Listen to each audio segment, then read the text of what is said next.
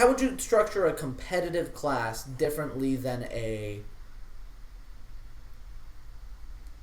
class that's like, let's teach you some life skills. I hope you have fun.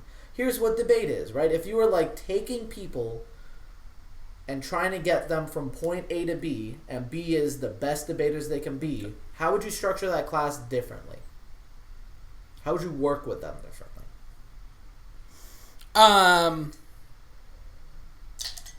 Okay, so there's one more consideration there, I think, that you haven't laid out for me or not, which is, am I just giving kids, or do I get to, like, recruit, cool, cut, let's do scenario A, scenario B. So scenario A is these kids are recruited. They know what debate is, and it's a given that they care about debate, and if they don't, or if they're not doing the work, they're out. You'd be like, sorry, you're gone.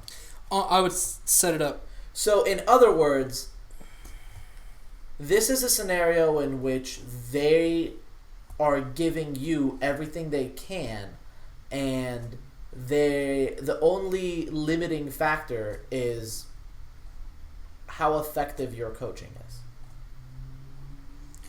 So, okay, so it's kind of weird. I'm trying to think of it. Basically, I'm going to assume there's very few kids for the sake of it, because basically it would scale up with how many coaches you have, how much time you have, etc., right?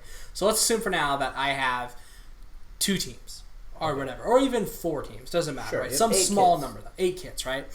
Yeah. Every week at a minimum, right? Maybe every session, depends on how often we meet. There's going to be debates, right? The teams are going to debate. Preferably, I'd like to have like a round robin thing, right, where all the teams debate all the teams, if it's that small and if it's possible. If it's just an A and a B team, then obviously that's how it's going to work, and maybe we'll mix up partnerships. But pretty quickly, we're going to figure out who's. Do you partners. debate them, or do they all debate each other? They debate each other for the most part, right? And so I want them at first to debate each other for a while, and that's going to help me figure out where their level's at, and it's also going to help me figure out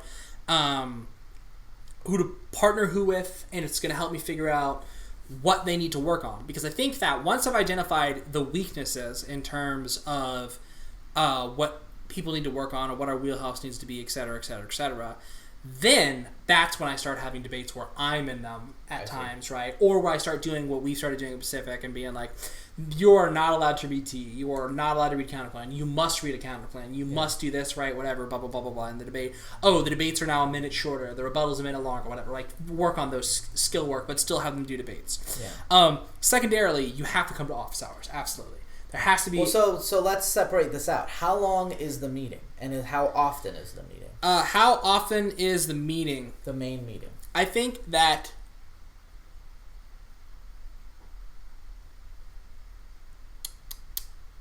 I would say it's either one day where it's like 6 to 7 hours. Yeah. Or it's 2 days where one day is 3 debates and one day is lecture stuff and skill work or whatever, right? Or research day even.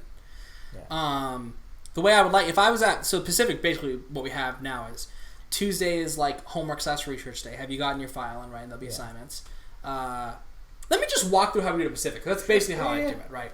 But with some modifications. So first thing I'll say, Steve's the main coach of Pacific, and Steve very much is somewhat old school in terms of his approach. Is like, look, this is how it's Steve's team, right? Yeah. It's Steve's team, and if you want to debate on Steve's team, you're going to debate Steve's way. And you can have your own flavor and blah, blah, blah, blah, but these are the things we do and these are the things we don't do, and there's not a lot of wiggle room there, right? I'm not set like that, frankly. I think that there's like stylistic differences, and like I'm willing to do other things and just whatever, right? Sure. Personal preference.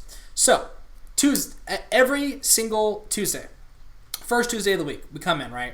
I will arbitrarily assign people because we don't have partners. If we do have partners, then that's even easier. I say, here are the topics for this week. I'd look at the news myself, or one of my grad assistants would, and be like, we have 7 topics or something, you know, whatever. Every team gets a topic, and then whatever, if there's other ones, it just doesn't matter if they're left over. And I'd say, you have a file, your file is due next Thursday. It is Tuesday today. It's due next Thursday. And if it is not done if it's not submitted to me by practice time, so the same time we're here Tuesday, you have to come to practice and stay until your file is done. And so then, people show up on Tuesday if they haven't done their file, or if they just want to do their homework, or if they just want to do questions, right? And I'll be there for the duration of practice. And if you want to run a practice debate, we can do that. If you just want to talk, if you just want a space to be in, that's good. I think that space matters, and I think that research really matters, right? And this isn't Parley, where it's not like cutting evidence, like we still have to write files up. Wednesday would be debate day for me. Right now we do debate day on Thursday because Wednesday is speech day or LD day, right? So in a world where I'm only coaching debate, don't worry about that. Wednesday would be debate day now, and we would have all the teams debate, preferably 3 debates minimum total for the whole thing, right? A coach watches each debate, and I very much think with the Steve thing matters of I need to see all of you. Every day I need to see like each team at least once in front of me so I can see what's going on, and then otherwise my grad students or my coaches can see you. That will then give me the notes to know, okay, what do we need to lecture on this week, which is Thursday, which will just be an hour or 2 hours of here is how we're going to look, what you need to understand, here's this K, here's blah, blah, blah, blah, blah. Maybe a round review. I would like to honestly record all the rounds we do in practice. This is not something we do at Pacific, but I would love to record all the rounds and then go through them. It seems like a lot of work, but I would try and mark it. If I was recording it, I would mark up like timestamps as it's happening and try and like coincide it in some way. Then the only other thing, other than tournaments, is once a week, whenever you can, you have to come in for a 1 hour office hour. Every single student is required. You can come with your partner, you can come in alone, but you have to come in once a week and see one of the coaches. It doesn't have to be me. And just work on something. And that can be you want to work on something, or you can show up and I'll tell you, here's what we need from you, blah, blah, blah, blah, blah, right? Because I think that personalized stuff is important. I think it's also good for setting a habit. Now, that is all what would be mandatory, and that is basically what is mandatory at Pacific. Office hours aren't mandatory anymore. They used to be, and obviously we don't have the 3-day thing because it's speech, blah, blah, blah, blah, blah. But I would like an expectation of drills being done, right? Like that you'll do drills, and the good kids will do this. Homework, you mean? Yeah, homework basically, right? Well, because homework, the file is kind of homework to me, but I think that as drills, homework, right? And what I would want for drills, the way I'd want this done, is whatever I think you're struggling with, I would tell you that week, I need you to send me a recording of you doing 10 minutes of speed drills. Or and I want you to do 30 minutes, but you need a recording of 10 minutes or 5 minutes in this way, right, on this specific thing. Okay. Or I want you to do 5 topic preps, right, or whatever. You don't have to do the debate, but just do 5 topic preps. I want you to do the MG drill, the 10-minute, 7-minute, 8-minute, whatever, blah, blah, blah, right? MG drill. And I want you to send it to me. And I need verification. And I know this is, like, weird because, like, they're... well, I guess there could be high school students, but like you do a reading log a lot of the time when you're in like 5th grade or 4th grade, and it's like, oh, have your parents sign off that you read for this long so that I know, right? But I'm going to count on you to just do it, right? And so I need a recording or something of that space, right? And that's it. And I think that will do a lot of the work. I think you need a lot of round work. I think the only alternative to this system, like I think you need to lecture at some point, but lectures can be cut easily. Yeah. I honestly wouldn't even mind a system where it's like we're doing 9 rounds a week every single week. Every single practice you're going to show up and you're going to do 3 rounds, and we're going to have more practice rounds than any other team in the country, and you're going to get better as a result of it, right? And then we'll worry about specific stuff in office hours. But it is insane to ask kids who aren't like the, No. All of this is insane to ask a student that isn't completely bought in. Now let me ask you a different question. You have the same students with the same drive, the same determination, all of that. They'll still do homework, but you only have 2 hours a week in person to work with them. It's 1 2-hour session. And it's still 8 students? Well, let's say it's per student, right? So like if you want to have like practice rounds, like let's say in theory like they could all get an hour-long practice round within that 2 hours and an hour of something else, even though mathematically that would not be possible. At the moment, I would stay just rounds. It would just be rounds, and that's it. It would be nothing but rounds. We have very little time. You're just going to do a round, you do a round, you do a round. Why does that take precedence over other things to you? Because I think that there's a thought I've had for a long time, actually. And I don't have a great answer to it yet, and I think that I'm getting there. and I've tried different things. But basically, in every other sport and competitive discipline I'm aware of, the best way to practice is never to just play a game. No one practices basketball by playing a 48-minute game of basketball. No one practices... Well, I guess chess is kind of... Well, no. Even chess, they practice openings, closings, mids, whatever, right? Yeah, puzzles. Yeah, all that kind of stuff. You're right, puzzles. Totally forgot, right? Yeah. But in debate, currently, best way to practice debate, in theory, is to do debates. Now, that might be because it's a judged event and not a strict win condition event, so to speak, right? But I think that until I'm positive that I have a system of like, I guess mid-year, end of year, I could do drills, right? And I could be like, I need my MGs to do this, I need my MOs to do this, I need my PMRs to do this, and blah, blah, blah, blah. And we don't need to do rounds that much. But you need a round a week. I think if you're not doing a round a week, you are wasting your time because, like, you need the feel of being in a round. You need your partner communication. You need to understand, like, your wheelhouse, and you need to feel the pressure of other people and how they respond. And I just think that's good. And I just think that I think it's a lot like poker, honestly, where, like, they say that one of the reasons that online players keep showing up to, like, live events and just wrecking people is because they've done studies, and, like, the average live player sees something like, I think it's 2,800 hands an hour or something like that, or like, or a day or whatever, you know, whatever. And the average online player sees like 11,000 because people who play online will play 4 tables at once or 5 tables at once, right? And so they've got all the hands going, right? And so when you just see 5 times as many scenarios that can come up in a round, you're gonna be better than someone who only saw one a lot of the time. Now, there's definitely research that says that actually truncating practice is better for you because then if you know you only have an hour, you can practice much harder. But I don't think that's guaranteed, and I don't know how to coach to that level just yet. I think it's hard to get students in the mindset for it, right? This is something I've tried with debate and with video games, where it's like I've set like I'm only gonna play one game today. I only get one ranked game today, which means there's no warm up, there's no bullshit. Oh, this was a mulligan. There's like this has to be a good game, and I think you need to set up your practice and debate to be like that too, where. My goal has always been, as a coach and as a competitor, I want practice to be harder than an actual round. Yeah. And the only way you get to that is if your teams get better. And since it's hard to get people to do drill work and get them all on the same page and blah, blah, blah, blah, blah, it's really easy to make them do a round and to watch and to see what they're doing wrong. And, I mean, maybe even what we would do, because you probably, if in 2 hours, you probably have time if you want to squeeze in 2 rounds. Yeah. I might actually just say we're gonna do one round, but we're doing do-overs. Like when you do something wrong, I'm stopping you and you're gonna fix it and blah blah blah blah until it's right. But at a certain point, you just have to have rounds. You have to have rounds. Steve, you know what I do with the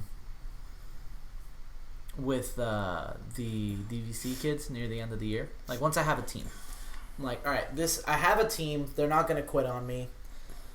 I need to get them good at something. What we'll do is, this is less a big deal in something like Public Forum or LD where you have one set topic, but I'm like, here is the topic. Write it down. You're going to come back next week and you're going to debate me, and I'm going to write a speech. And then we'll go in, we'll have the round, like they'll be neg, right? And I'll have an AF. It works easier if I'm AF and they're neg, but I've done it both ways. And they'll come in and like they'll get stomped. And I'll be like, okay, next week we're going to have this debate again where I will read the exact same AF again. And your job is to come back next week and try to beat me.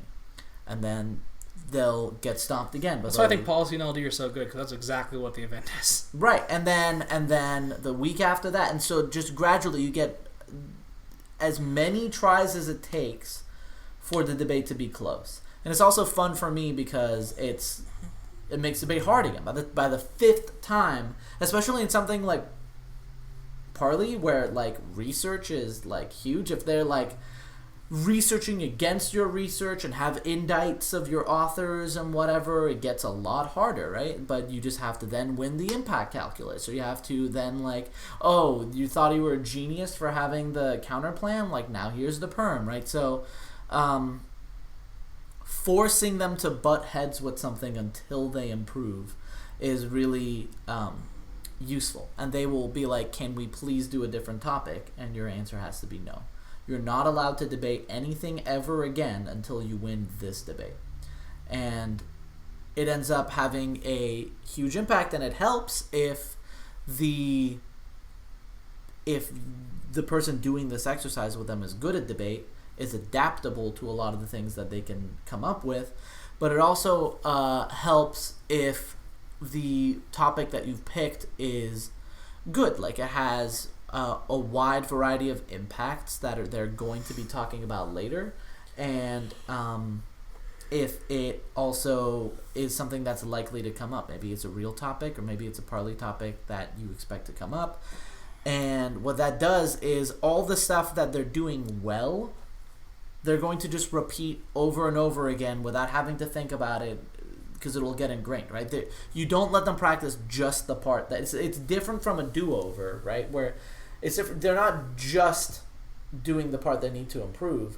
They are making everything else automatic, right? And so that means anything you don't have a problem with, anything you think they're doing well, you're gonna inadvertently, without them thinking about it, make them do it over and over again until they're just ingrained in their head. This is how you talk about the poverty impact. When what they're really worried about while they're doing it is something else, the building that muscle memory. So that, I think, is super important. And it's sort of along the lines of what you were talking about, but I think it is a great, good few weeks for a team to be forced to sort of go through.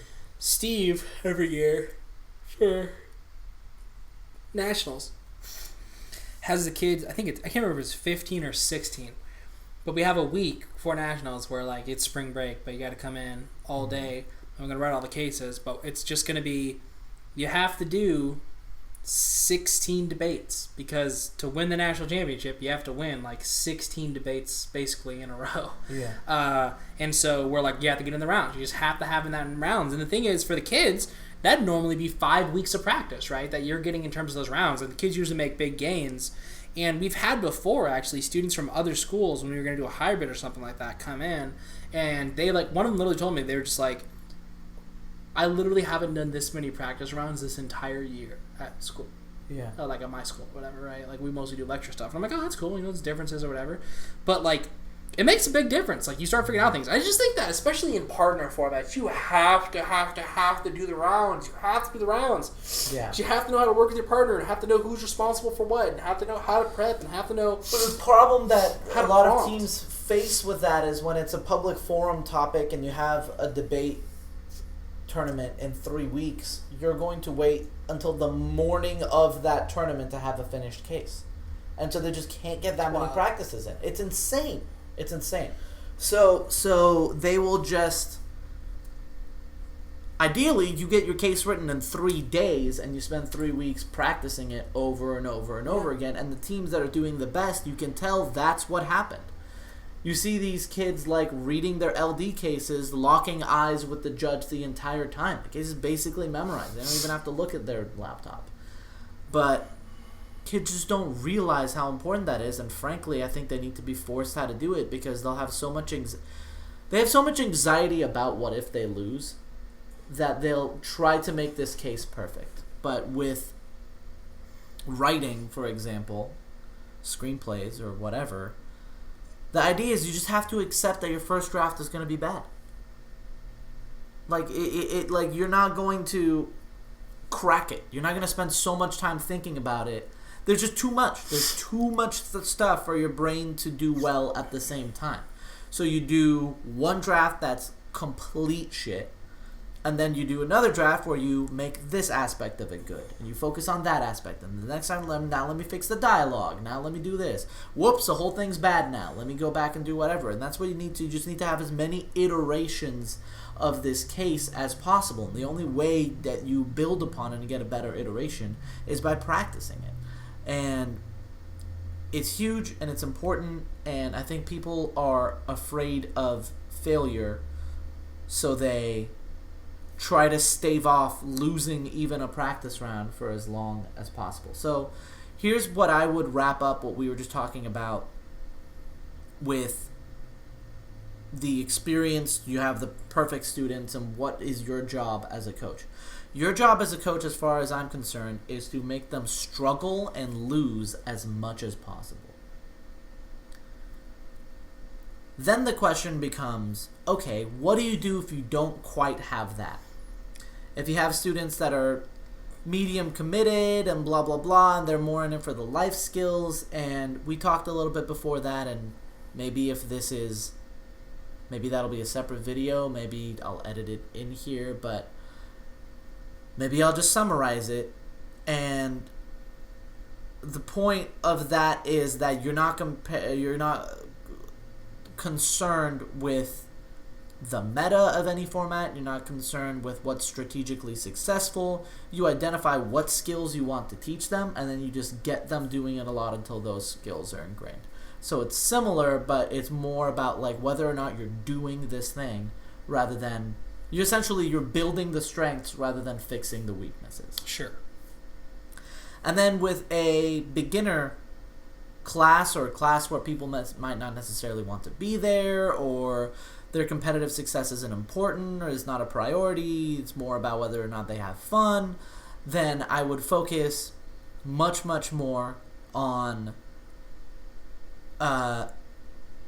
just getting people involved, just getting them up and saying something. So cut the research wherever you can. Cut the lectures wherever you can. Just get them up there and talking, and eventually they'll want to know how to do something differently, and that's your teaching opportunities. So then that brings up the question of, like, can you teach beginners and experienced people at the same time? And my answer to that is no. My answer is they can be in the same room at the same time. And you can have the way I do it is I have the experienced kids teach the novices. And I supervise, but the idea is when they have to explain a concept in a way that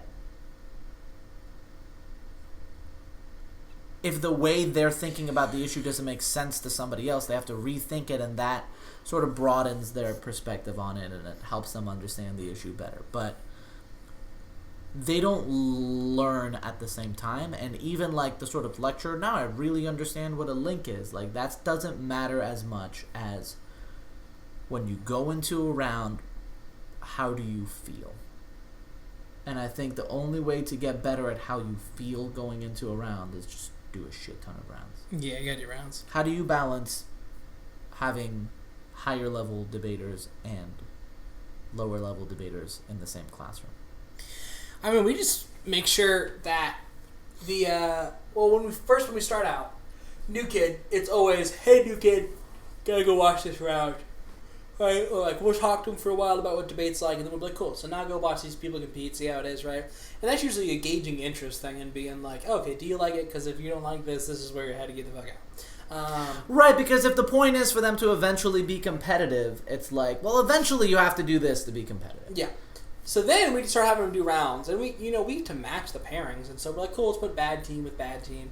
But we always ultimately put good team, like best team with bad team, and we just tell best teams, like, just take it easy on them, focus on skill work, figure out a thing you want to do, be kind, you know what I mean, make sure that they feel like welcome and stuff, we don't want to scare anyone off.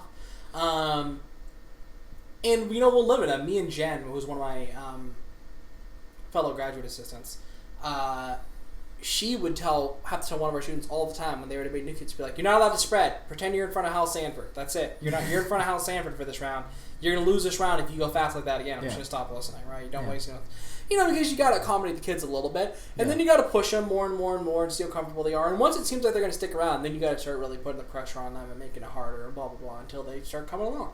But what I'm asking is how, so the way you balance is you make it you have the experienced kids debate against them, but with certain like challenges.